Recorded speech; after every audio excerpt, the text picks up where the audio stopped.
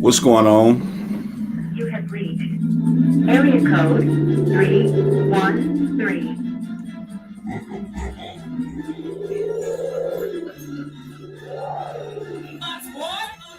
All my live niggas in the 313.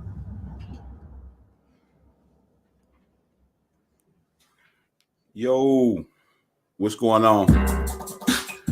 Like, thanks. Shout out, first and foremost, let me shout out my man DJ Los, one of our local slabs here, man. Shout out to Los, man. It's that hella intro. Got beats by the pounds as well. Hey, I'm your host. I go by New. Just simple NEW. I'm sorry, a little late. Kind of got started late simply because of some things. I was trying to get some things together, man. This is a little bit more complicated than what many may think. But again, like I said, I'd like to welcome to another edition of No Fan Sports Podcast, man. And as usual, we'll get some of this, get some of the dirty work out the way. Hold on, let me get this squared away. Just give me 1 second. Give me 1 second. Like I said, shout out to my man DJ Los, man.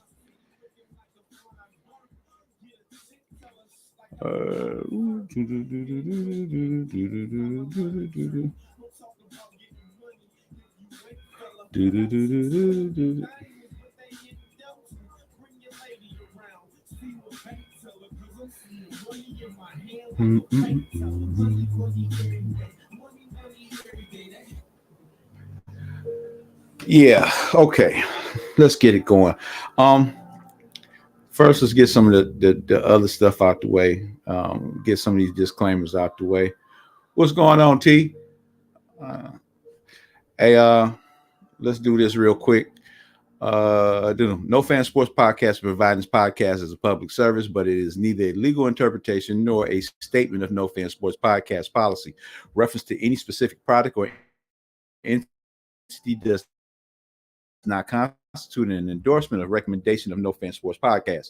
The views of their own and the appearance on the program does not imply an endorsement of them or any entity that they represent. Views and opinions expressed by myself are those of my own and do not necessarily reflect the view of No Fan Sports Podcast or any of its officials. And also the fair use copyright disclaimer under Section 107 of the Copyright Act 1976, allowances made for fair use for the purposes such as criticism, comment, news reporting, scholarship, and research.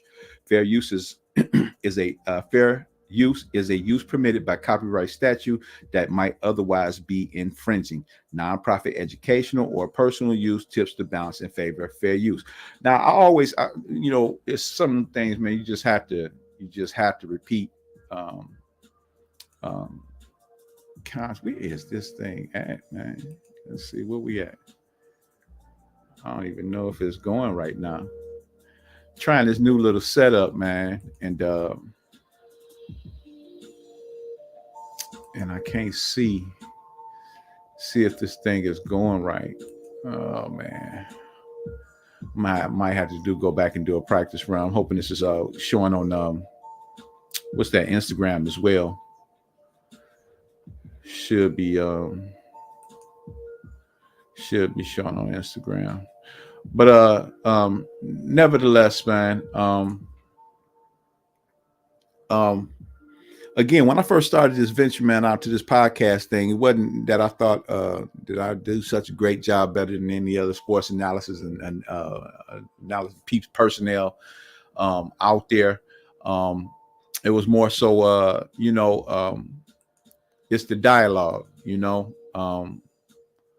it's the dialogue, and that's what we want to express, the dialogue. We wanted more of the content without the love affair, the content without the base the taglines that everybody else is going on. We just want to get down to the nitty gritty, the grits of it. You know what I'm saying? Have a conversation, not just about the analytics and the metrics and the stats, but I like to think that, man, I got that sixth sense. I can see an athlete, I can see dead people, and that's why we began this journey, to have that deep, in-depth conversation. Matter of fact, if you don't catch me, catch me here live. You should catch this later. Please feel free to leave comments, drop a little line in there. Let me know you was a day late and a dollar short, but let me know. Be more than so we can chop it up a little bit.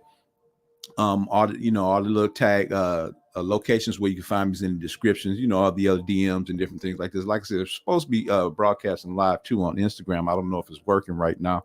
I'm gonna have to check it out and see. This is a new little setup they got going on, and I'm not exactly sure how it works anyway. But I always like to ask people to go, you go. I know if you go on to the I Don't Speak Fan Slappy Groupie on the FB site, and you scroll through there, and you should see like a mission statement that what we like to ride with. I'm gonna go ahead and read a little bit of it here to you now. Again, this is no fan, a fan. Just a little few definitions. An enthusiastic devotee, as of a sport or performing art, usually a spectator. An ardent admirer or enthusiast, groupie, a fan of music group or who follows groups or concert tours, a fan of an athlete or a celebrity. And then the slappy is just a straight stupid or moronic person. No fan is a fan groupie slappy free zone. We here at No Fan are dedicated not just to the analytics, the metrics, or the statistics that are a part of any given sport, but also the non-measurables that can't and doesn't get recognition on a stat sheet. Things like heart, mental tenacity, drive, hunger, etc., as well as being able to understand the difference between the athleticism and versus actual skills and fundamentals. Instead of being caught up like a deer in the highlights, as you all were his or her physical gifts from above. Yeah, that's fan talk. No, we speak of X's and O's that many of you mistake for hate. And I have to keep reiterating that and keep going over that because like I said, when we started doing this, man, we was doing this to just get that non-group message across the board that may come from some of the other larger networks and different things. There's plenty of podcasters out here, but I like to think that we keep it 100 here. You can have a love affair with a particular athlete, but where's my thing? But no athlete is beyond reproach. No athlete, everybody, where's my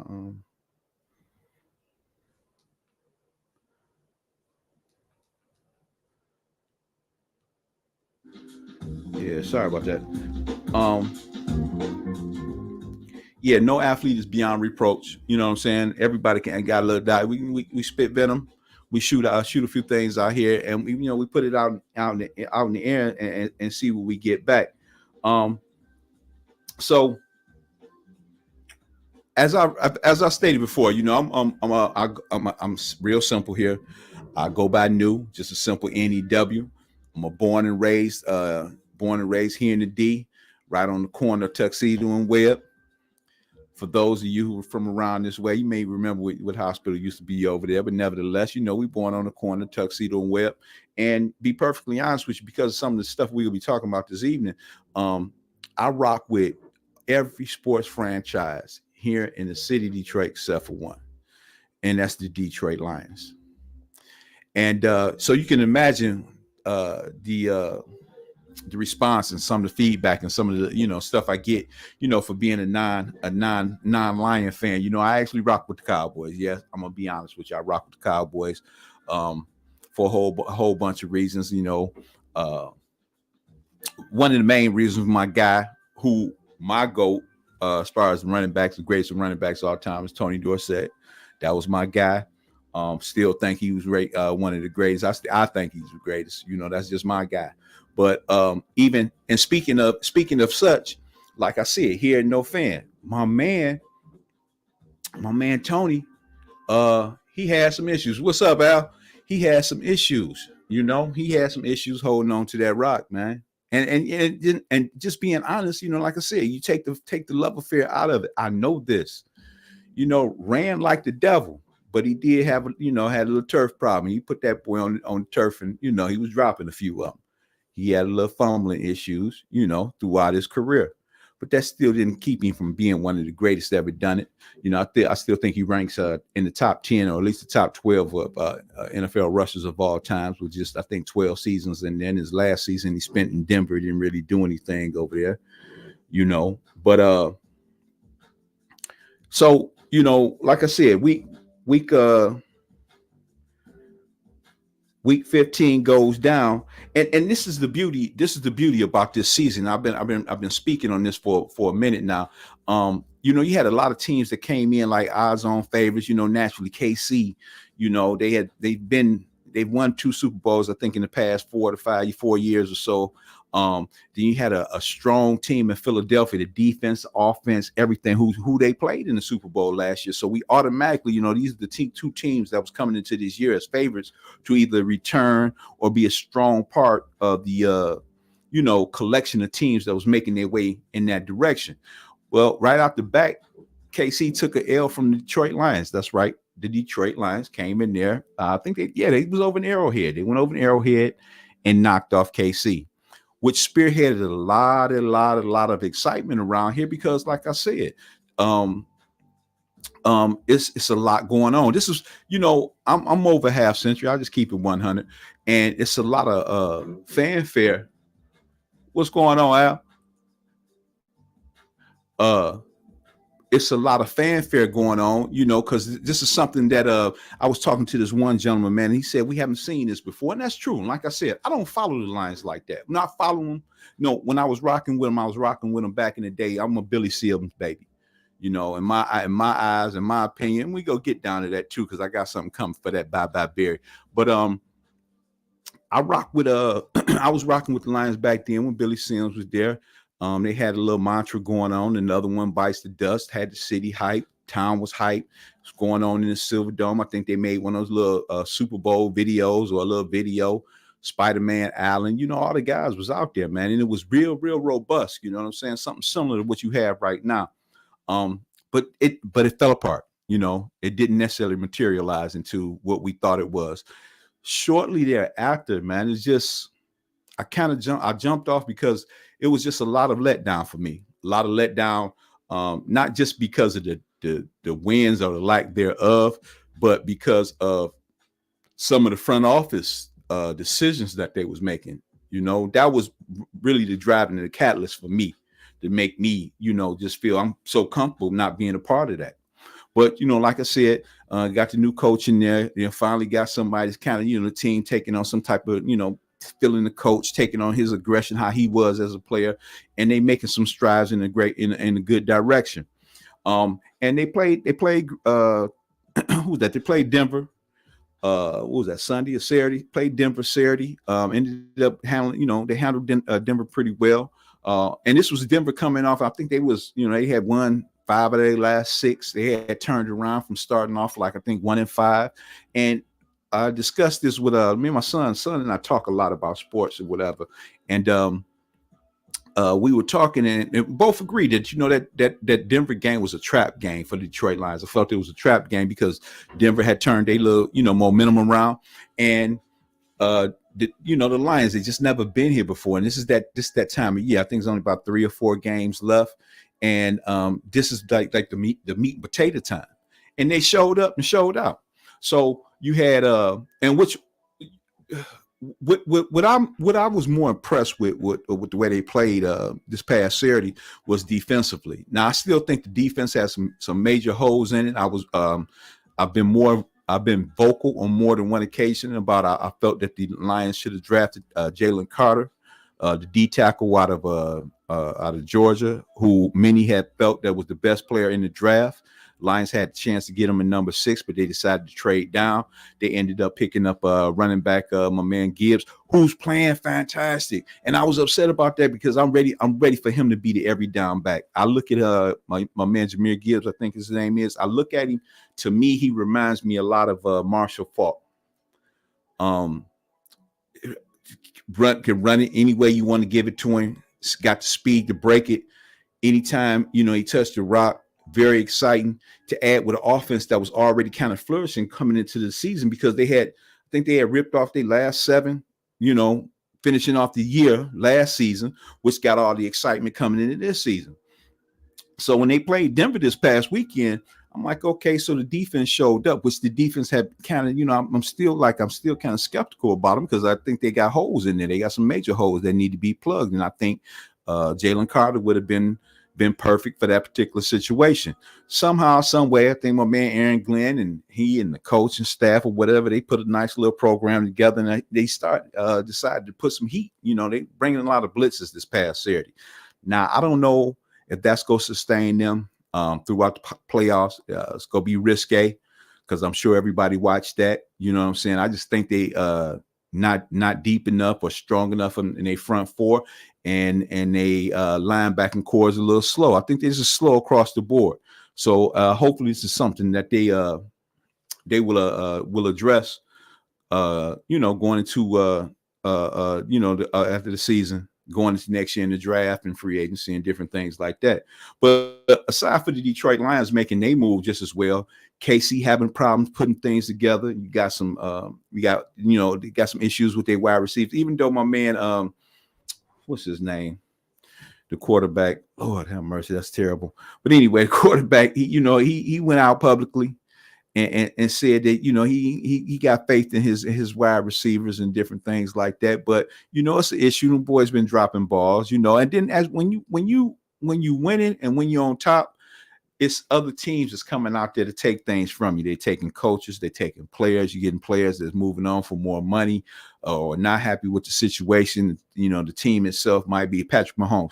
The team itself might not be handling things well, And KC is not looking like that KC. That the Super Bowl championship KC. They got some holes in there, but like I said, they took their first L right off the bat. And when they played Detroit to open the season up, you had that Chargers Raiders game, 63-21. I think the Raiders was up 40 something by halftime, and the former coach of he's the former coach now of the Chargers. He felt everything. His job was still intact, but they got him up. Well, if it was me, he wouldn't even been able to get on the team playing. But they get back, boom, he gets fired. I think a couple more staff members get fired because the Chargers were one of the teams that was expected to make some serious noise going into making this playoff run. Now their quarterback, what is it? I like to say A-Bear because we had a Bobby A-Bear that used to be quarterback for the old Michigan Panthers, the first USFL team championship, Michigan Panthers back in the day. I don't know if some of you out here old enough to remember that, but you can look it up online. I think he went on to the NFL, and I think he played quarterback for the New Orleans Saints for a few years after this USFL career had, after they had shut down and all. But so the Chargers, they kind of fell out of place. You had the Bengals with their ongoing saga with Joe Burrow, whether he's been healthy, started out unhealthy, came back, got hurt again. Had a few players, but Cincinnati was one of those teams also that was expected to make a lot of noise over there. They had made a Super Bowl appearance, if I'm not mistaken, a few years ago. So that's a strong team. You had Buffalo, everybody's favorite, even me. I'm a Buffalo. I was digging Buffalo.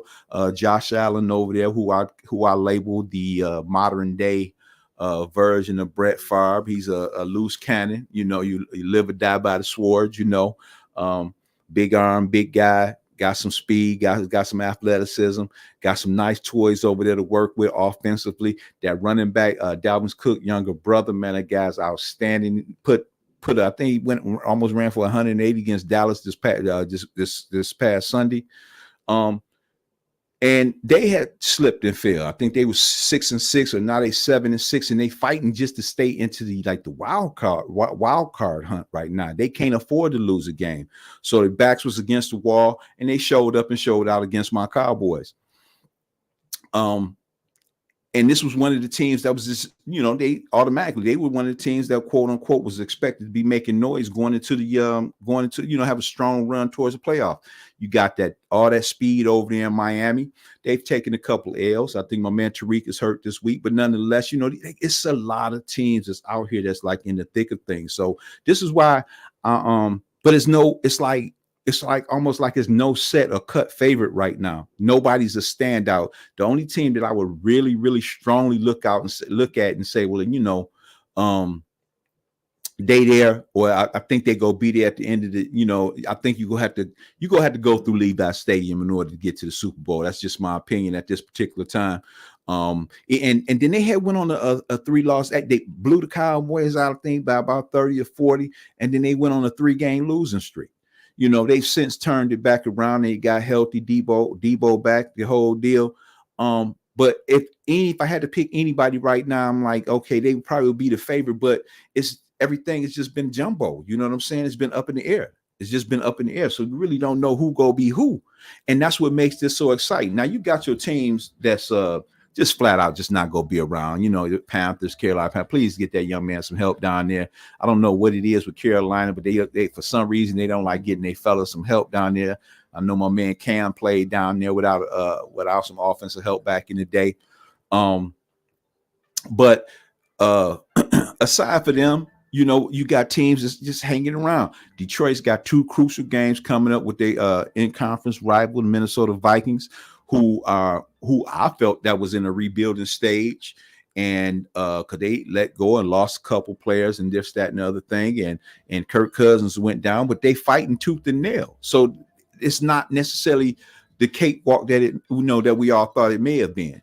So it's a lot of teams out here, a lot of teams still in it. It's a lot of teams still, making noise and trying to make a run at it. You got some teams out there that's capable of being spoilers. I think my man CJ Stroud out there and for the Texans is down, I think, in the concussion protocol. But these teams, they out here fighting, trying to survive. Like I said, aside for the couple of the obvious losers or so-called squads that's not hanging together.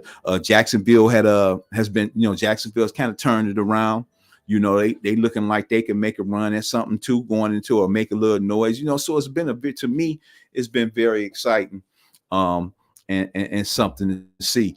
I know one thing though, and I got a podcast coming up about that too, just as well.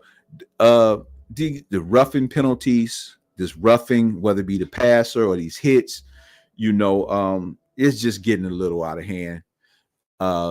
Very disappointing in so many ways, because it's like, the football that I fell in love with and grew up with, it doesn't exist right now. And a lot of things, they just playing it real safe, And we got something else coming up on that. Like I said, when you get a chance, get over there to YouTube TV. I think it's under No Fan TV 20. Smash the like button, subscribe. Hit the let you know when we go live over there and different things. You follow us here too, also on Facebook. We shooting live and again on Instagram. All the social media DM connects is in the descriptions down there. Check it out. And make sure, like I said, give me a shout out. Let me know when you're here, where you're from, the whole deal, man. So we can have this great conversation. I'm excited about this NFL season. I don't know about you all. We go buckle up and see what I think this, man. And then whatever teams that do make the playoffs, when you get your final cut, it's gonna be some stuff going on. This season has potential, in my opinion. It's playing out like a great daytime soap opera or something, or that old, I don't know, some folks out there old enough to remember that nighttime soap opera, Dallas and J.R. Ewing and all the little spoilers and this, that, and the other thing, the in between. This is what this season playing out like for me. This season it's been a real exciting season. Like I say, no clear-cut favorites, but they here, and I'm enjoying it, and I hope you enjoying it as well. Moving on though, we try to keep, we want to keep this short and sweet, but moving on. My man Devin Haney just had a fight against my man Prograis. He moved up, gave his belts back at the 135, I think it was, gave them belts back, and he's comfortable now. He plans on hanging out there at 140. I think he just took a championship belt from that young man too, come to think of it. Excuse me 1 second.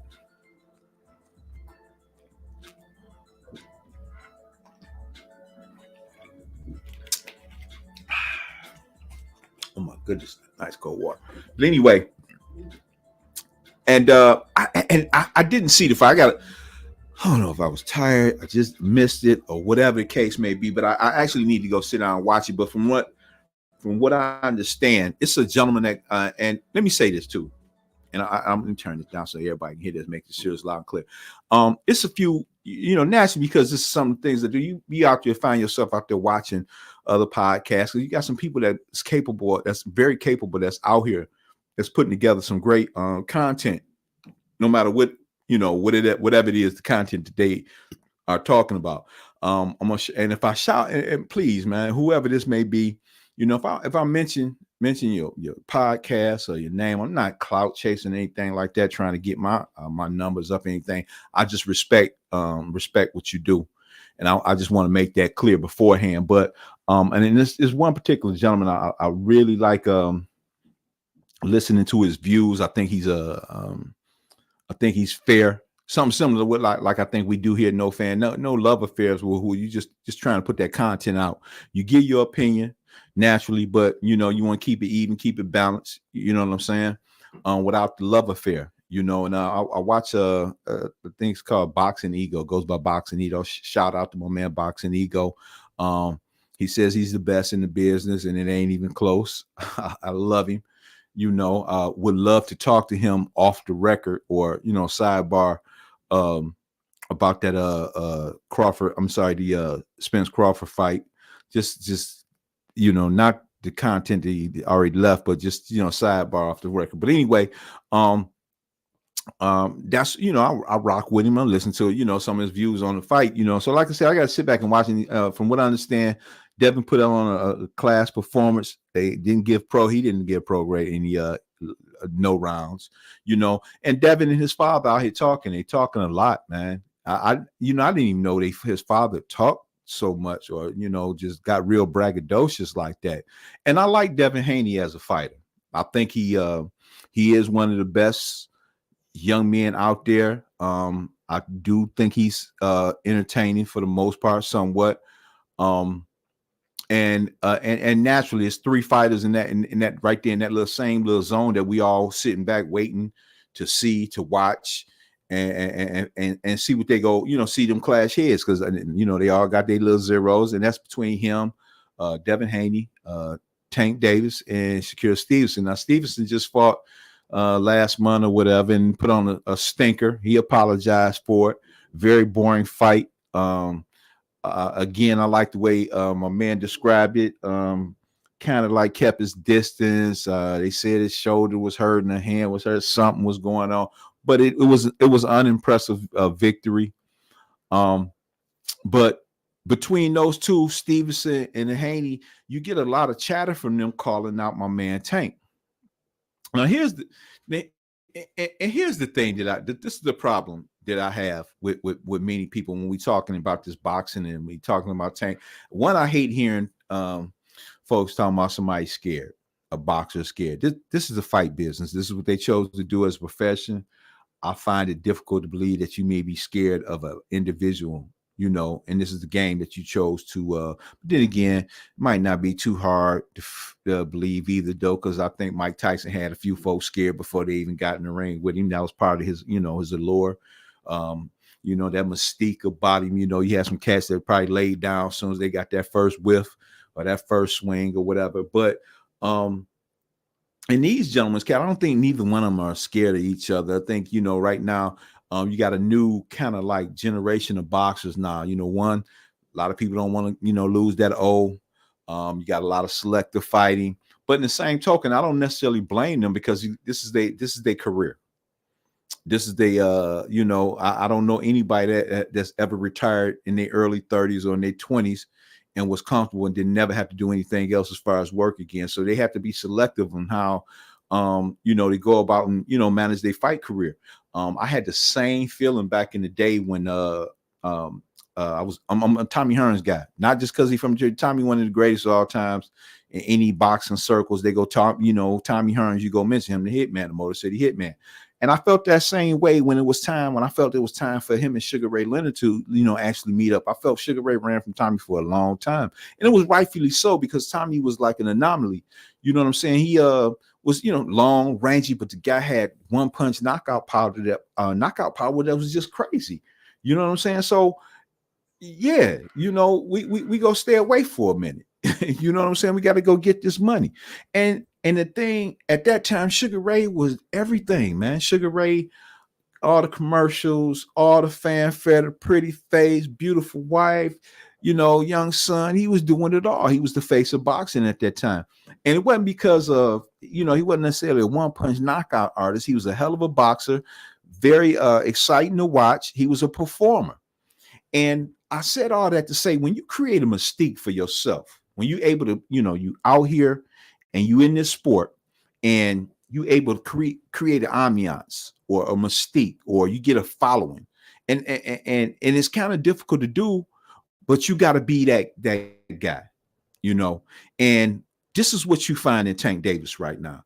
Now, this is my problem with a lot of people when they, start discussing Tank. I know some cats, man. I had to remove myself from they groups because, they talking about he ducking, Tank ducking. This is my thing with Tank, and I'm just gonna put it out here. Well, let me say this first. If you talk Floyd Mayweather in boxing, whether you liked him or not, felt he, maneuvered around a little bit. That's what a lot of these guys doing, whatever he was a hell of a boxer. He's a tactician. And if you can't recognize that, and if you don't know the difference between Pretty Boy Floyd and Money Mayweather, it's nothing for us to talk about. What's up, Reggie? It's nothing for us to talk about. I mean, if you don't understand the dynamic, the difference between Floyd Mayweather and Money Mayweather, if you don't understand those differences, it's hard for us to have a discussion about boxing. And the same goes for Mike Tyson, in my opinion. If you don't know the difference between custom model Rooney Mike versus non-Kevin Rooney Mike, it's not really anything to discuss, because you don't understand the difference between the two. Those two different fighters, same person, two different type of fighters at that particular time. So now we looking at Tank Davis, and this is just my opinion. Naturally, my opinion don't walk with everybody, and everybody don't necessarily have to agree with me, and I'm not expecting them to do so. But when I look at Tank and when I see Tank Davis, smoke bird.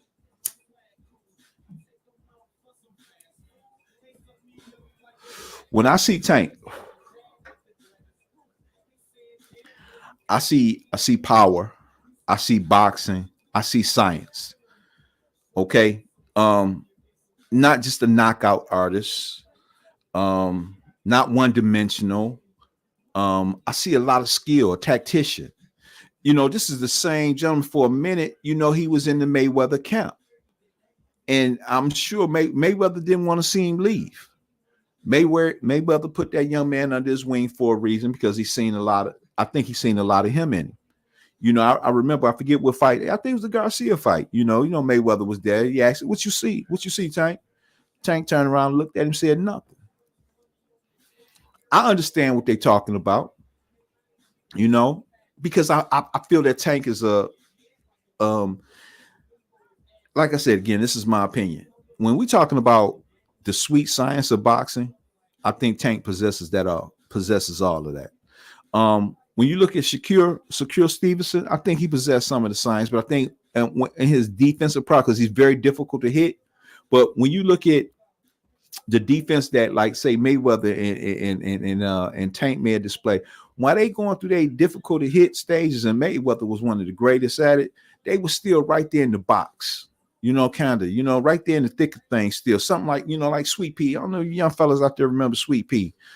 Sweet Pea was hard to hit. He's right there in front of your face, and you still couldn't see him. What my man say? You know, you couldn't see him, but he was right there.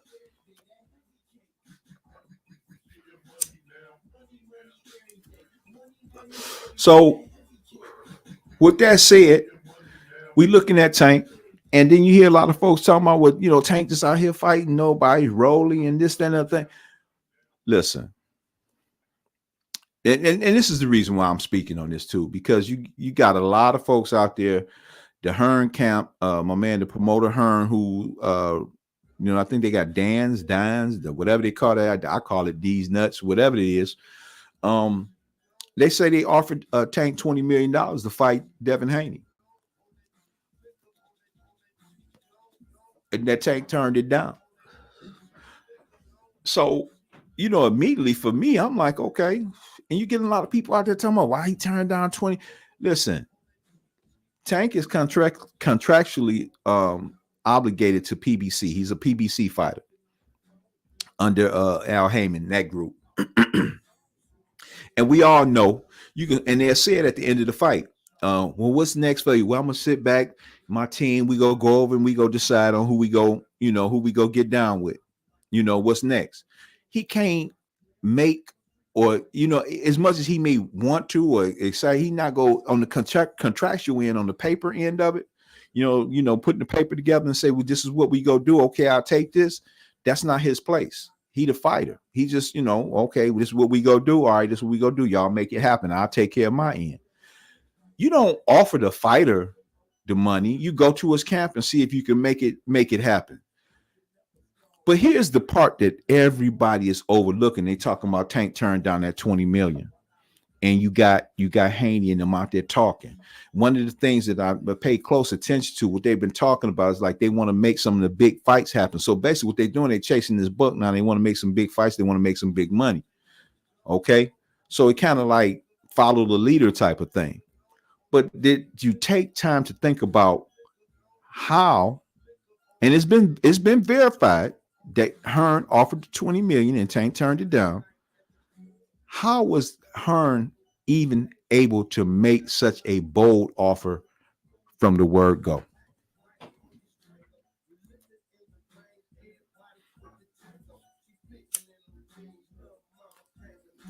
How was he able to even make that offer from the word go? It had to be, it has to be, you know, the potential has to already be out there. And the reason why I say it had to be already be out there, Devin not putting them kind of numbers out like that. Devin, though entertaining, he is not as entertaining as Tank. Tank has established a network. He's established a following, and has became what Sugar Ray Leonard was back in the day. He's the face of boxing. He puts butts in seats. You want to see Tank fight. And then you get those offensive folks out there talking about he ain't fought nobody. He just run around here, you know, just ain't fighting nobody. Well, if I'm not mistaken, the real fight, the one that really got everything kicked off for him, was that fight against Leo Santa Cruz.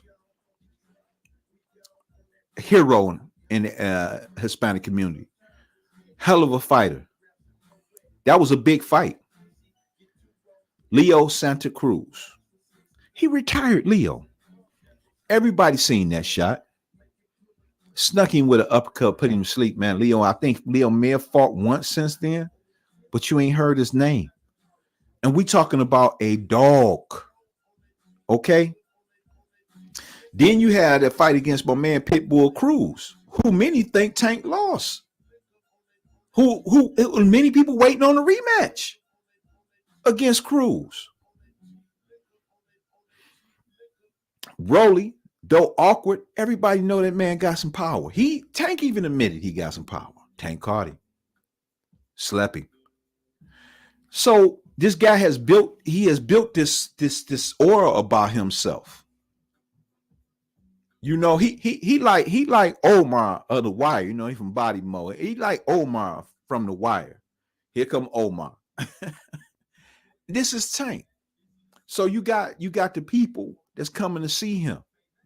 So that's how Hearn was able to fix his lips and say, I'll give you 20 million. And that ain't even including the pay-per-view. And you know everybody go watch it because it could be a $100 million, over $100 million plus, you know, almost $500 million grossing type of affair, you know? Because Haney out here making some noise. He done pulled off a few things. But as far as exciting, I don't think he's exciting this tank. Now, I give a pre-fight prediction as far as how I think it may or how I think it would go. I'll just put it like this. If Lomachenko, which many thought that he beat, you know, he did decent, you know, against Haney, or he won. He touched him a lot. He can't afford to get touched like that against Tank. And this ain't taking nothing away from Devin, because Devin is slick, and he, you know, in that 140, from what I understand, I heard they say he rehydrated about 20, 25 pounds. And ironically, they say he already said he don't want no clauses of him and Tank fight. We fighting at this, but who are you to say that? Are you the A side? Who has put that mystique out there? Who's built that audience? That everybody, you know, the tickets, you know, as soon as they say he fighting, you know, tickets is gone. Okay, so and same thing. So you're not gonna be the A side on this. So if y'all bang at 140, and if it's a rehydrate clause, which, you know, in hindsight, you know, my youngest daughter, you know, she used to box when we first got involved in, and that's when I really got kind of, well, I've always been interested in boxing, but then again, I started, you know, I was able to learn some of the a lot of stuff that go on behind the scenes, and, you know, the way. And before I got involved into that degree, I always thought, you know, okay, it's 147, they fighting for the most part, and that's what you fought in on fight night. But, you know, they allow folks to rehydrate, get that weight back up. And this guy Haney, man, he picking up 20 pounds, 20, 25 pounds after 140. So you weigh in at 140 and you go in the ring, you fighting at 165. I'm Tank, I'm his people. No, I'm not gonna let you do that either. If we can't, you know, keep it around, and, you know, maybe I let you do 150, but I'm not gonna let you bloom back up to no 160, 165. I thought that's what the weight divisions was for. If you want to fight at 165, you can go fight. What is that? Middle, almost super middle. You know, go fight them. You know, so. But at the end of the day, we getting a lot of chatter, a lot of talking, you know, about what I'm gonna do and who's the draw. You know, I understand the arena was full out there in the Bay Area where he's from, but they say that, you know, there's been some chatter going on about the pay-per-view numbers. You know, Bob Arum and Ellerby and them said the numbers was a little light.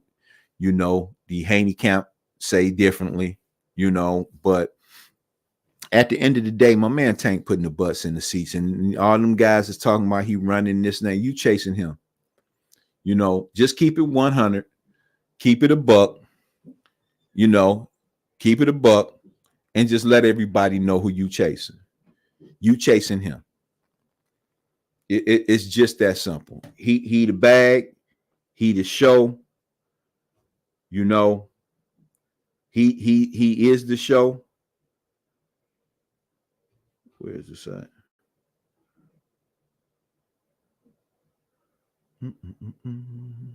Yeah, he is the show.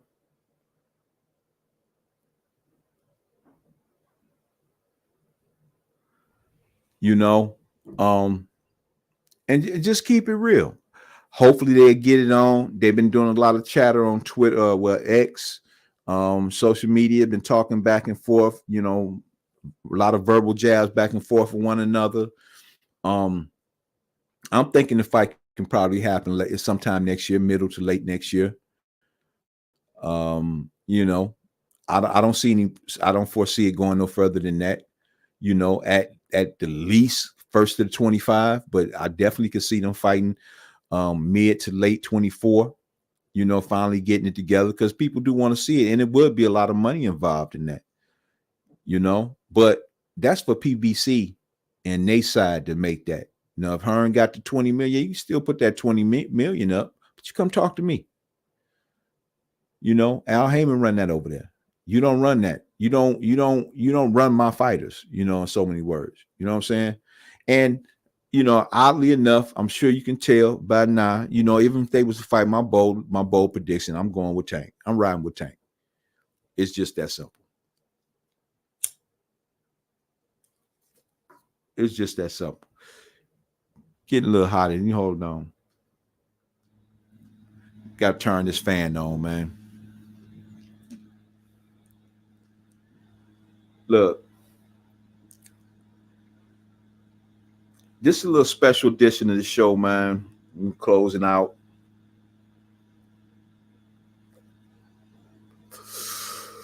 We stay on cold no matter what.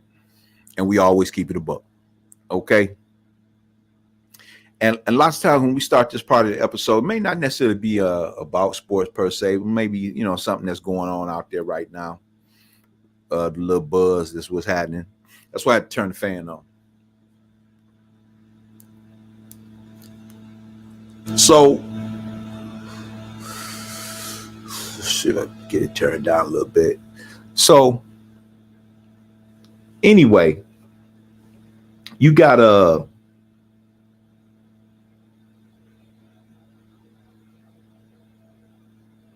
whoa, wait a minute. What happened? Let me get this fan together. Hold on. That's too much. That's too much. That's too much. Let me get this fan together. Hold on, man, because this fan is just cutting up. It's just cutting up. Hold on.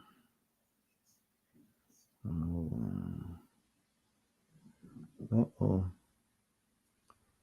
Hold on.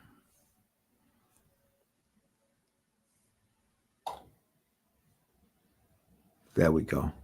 Okay. Yeah. So apparently recently they just did a revision of the 1980, I think 85 classic, The Color Purple. Let me see. What was that? Let me see if I can find the name.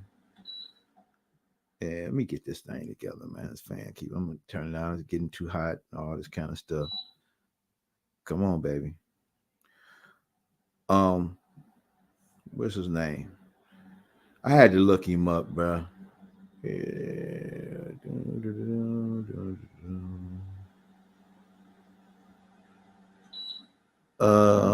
Wonderful article put together by the NPR. Was this December 19th, 2023? Was it Aisha Harris wrote this particular article? The name of the director on this particular version of The Color Purple is Blitz Bazwali. Had to look him up. Not really familiar with him or any of his works. Excuse me. Not really. Not really. Don't really know much about him or his works or what have you. But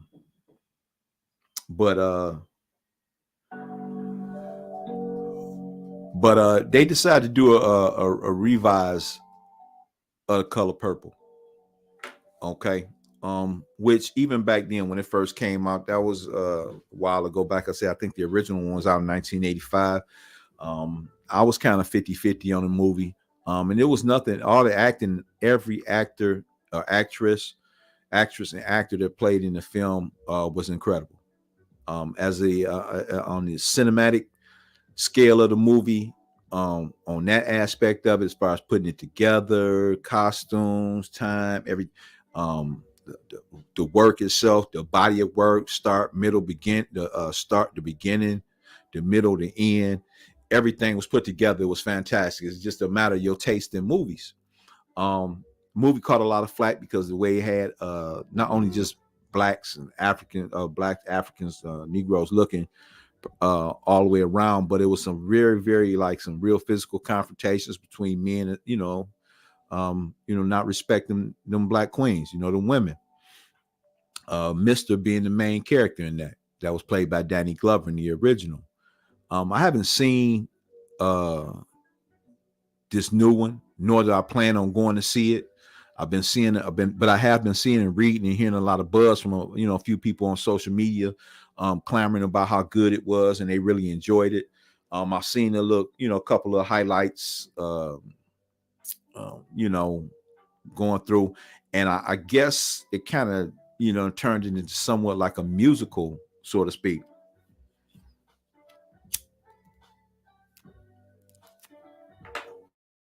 I guess trying to make more emphasis on that particular time wasn't just about being unhappy and all that kind of thing. It's trying to make it I guess a semi-joyous occasion along with all the heartache and pain. My question is why?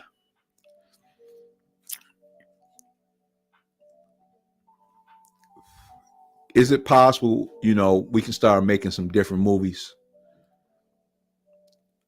besides those with those deep-rooted old South, two cuts from slavery, type movies that Hollywood seems to only fund black filmmakers, directors, and whomever. And you got some big names in this new one too, and everybody got to eat, and I can respect that, but I just don't see the purpose of the revision of Color Purple. Made a lot of people some household names, true indeed, but again, the look I just was not, have never been comfortable with it, even back then. Like I said, the original, I'm still not comfortable with it now. That's not a movie that I feel that there need to be repeated or duplicated or done over. And they had a play out, if I'm not mistaken, too, going around the nation, doing the Color Purple play. Like I said, the film was a great film, schematically, as far as the cinematography and all that kind of stuff, as far as the cinema aspect of it, the acting, one of the best movies. It's a classic. That's why they redoing it. But I just don't see the need. I challenge our writers out there, especially them black men and women out there that's out in Hollywood, trying to get movies done or whatever. My thing is maybe try some independent stuff, or see if you let's write something different. I know at one point in time, I was thinking in this, and I still got it in my head, man. Can we and they about to do, I heard talk about like Idris Elba was supposed to play the black version of 007 or whatever, but where's some of those filmmakers, film writers, story writers out there, in the black community that's making them movies out there that's playing around? How can we get a black, it don't necessarily have to be 007. Can we do some black sci-fi? They got Wakanda out there, but can we do some more? Follow up under that lead, follow up under that line. Can we create a 007, a black 007, along those lines? I got a great storyline for you. If y'all can't think of it, I got something for you. Come holler at me. But at the end of the day, do we have to keep with this Color Purple stuff, man? Is that the only type of movies in Hollywood that them folks will fund you? I'm gonna say them folks because you already know if you say certain things, they snatch your bag from you. Speaking of which, then what's his name? And I ain't saying he shouldn't be snatched. What's the man, Major or Lee Majors, whatever his name is? Just got found guilty, if I'm not mistaken, for assault or something along those lines or whatever, and they, Marvel didn't dumped him, and don't even let me go into that. But at the end of the day, I'm just like I said, do we have to rehash the Color Purple? Do we have to reopen those wounds? In the musical, like it was some real happy. I mean, don't get me wrong. I know everybody didn't spend the majority of their time all sad and whatever. And what's that old adage you say? Sometimes you have to laugh to keep from crying. And I know they did a lot of that. Hell, they sang while they was out there picking cotton, trying to, keep their head up. What Tupac say? Keep your head up. But the Color Purple, we got to redo that one. So my challenge is out to all those, filmmakers and writers and young struggling African American writers, men and women. Let's go out there and reach and go. Let's go reach and let's open up a new can. Let's take some. Let's venture off in some. You got some comedies out there. You know what I'm saying? Let's reach somewhere else, man. We don't need to rehash No Color Purples, man. And for those of you out there that's already seen the new version and screaming and hollering about it was good, and I get it. But can we see something else? Hey, look, man, I'm your host. I go by New. Looking forward to week 16 in the NFL. Got plenty more stuff coming. Like I said, if you didn't get a chance to check me out live, follow them DMs. You can see them in the description. Go over to YouTube. No Fan. Was it at No Fan TV 20? Hit the like, subscribe button. Then that way the notifications when we get ready to do live things. I think it's No Fan, _fangroupieslappy over there on Instagram. You follow us there. Like I say, the descriptions all that stuff is in the descriptions there, man. Our support and a couple of our sponsors and different things like that. This is what we do. But most importantly, like I said, I just go by New, just a simple NEW. Again, when I started this thing, man, we was just trying to get some regular dialogue, man. Without the fanfare, the love affair, without the tears, that's like talking to I don't talk to brownies. You know what I'm saying? I mean, can we just have a real, or MJs or whatever? Can we just have a discussion about the game? How it's played. If you don't have nothing but stats and analytics, this ain't the place for you. This ain't the place for you. If you can't accept or have a hard time accepting blatant criticism, this ain't the place for you.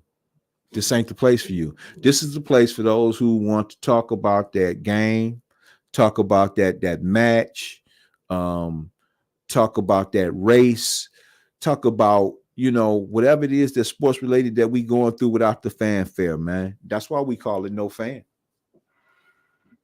It's No Fan, man. Ain't no fans here. Like I said, I go by New, simple NEW. Check us out. Appreciate you stopping by. I'll get at y'all next time. Peace.